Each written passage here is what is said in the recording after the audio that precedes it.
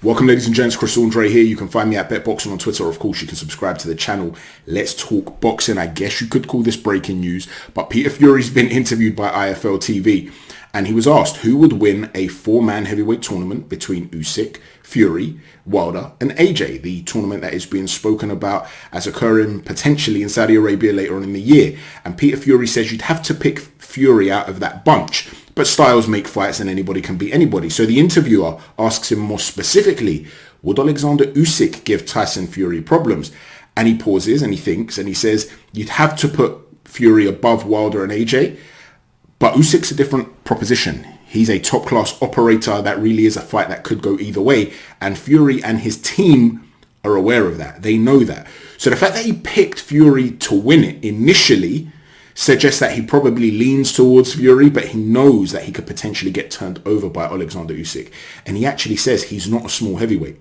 So what he's trying to do essentially there, by being honest, is undermining the propaganda, so to speak, of Tyson Fury by saying this guy's just a middleweight. Now, we know these are all mind games that are occurring from Tyson Fury, and deep down, I think he knows too what a significant threat OLEKSANDR USYK is to him.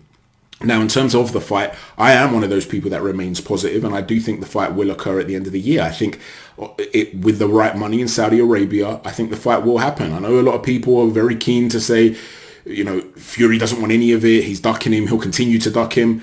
I'm personally of the opinion that if the money's right, you can get anybody in the ring. I don't particularly want to go in there and fight Big Bang Jilly Jang, but if you give me the right money, you pay me $1 million, I'll start training camp tomorrow. I'll put it on Chris Andre Boxing. I'll start trash talking. I'll tell you that I'll take him out in the last 6 rounds. He ain't got no stamina. Chris Andre's going to work that body, or once we get out those first 6 rounds, woo, Jilly's going to take a beating, right? The point is, everything has a price. And I think that we're going to get to see this fight. But my question is, what do you think the motivations are of Peter Fury? Is he just being open and honest here? After all, he did lean towards Fury winning the tournament.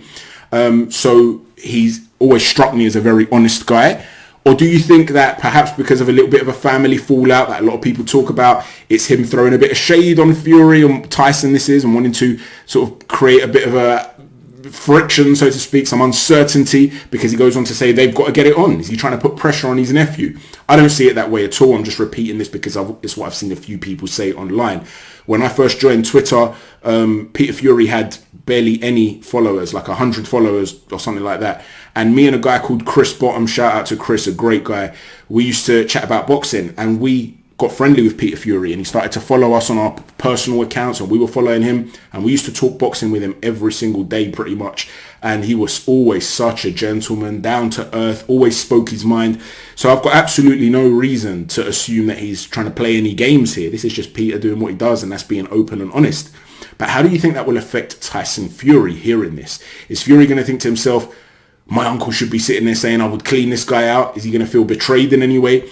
Is he going to think to himself, I need to prove Uncle Peter wrong here. Let's make this fight happen. I'm going to silence the world. Is this extra motivation for Tyson Fury? Let me know what you think, ladies and gents. Please don't forget to hit a stiff jab on the like button, a right cross on the subscribe button, and an uppercut on the notifications button. Thanks for watching. Chat to you soon. Take care. God bless.